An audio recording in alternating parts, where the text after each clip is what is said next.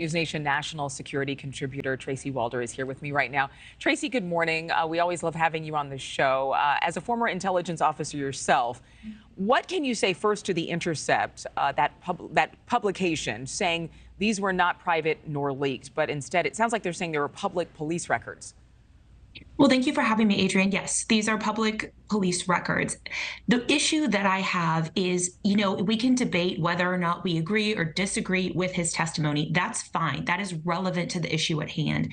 His mental health has absolutely no bearing on the veracity of his reporting. He sought treatment for mental health, and he's to be commended for doing that. I have diagnosed PTSD as well, and I've sought treatment for that. And clearly, when he was vetted for his security clearance, that would have come up when he re-upped. And so clearly they decided that he was healthy enough to be fit for duty and to receive that security clearance. And it's really a smear campaign, quite frankly, and to make us question his mental health, which really is frustrating to me and others living with these mental health issues. But do you think that his allegations that someone inside the intelligence community, whether an individual or I don't know, somebody might say the entity of that agency itself, would have tipped off these Intercept reporters about those files? That's a really good question, quite frankly, Adrienne. I don't know is the answer to that. The reality is that this information would have been out there. Anyone could have gotten it through a FOIA request, through the Loudoun County Sheriff's Department.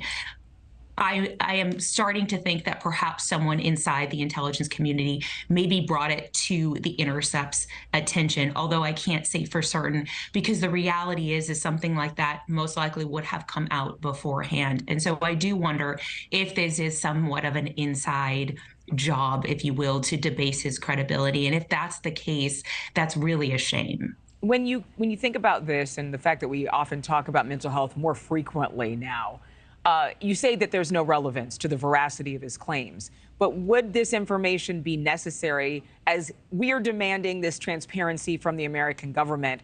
Should intelligence officers and, frankly, whistleblowers expect the same kind of transparency be demanded of them? Yes and no. I think public health, your health records are private. That's the reality of the situation. Mental health, those struggles, those are all private health information. Now, arrest records and those kinds of things, that does become public. And so, yes, I do think in terms of arrest records, yes, that transparency should be out there in terms of police records and those kinds of things.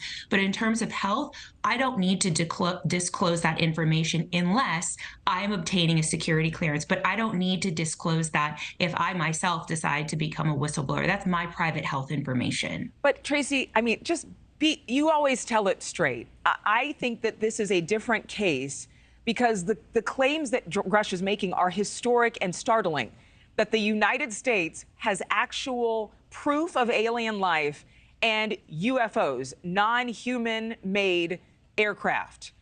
In light of such a strange claim, and you can debate whether you believe it or not, it's not the point. It's strange. We've never had this happen before.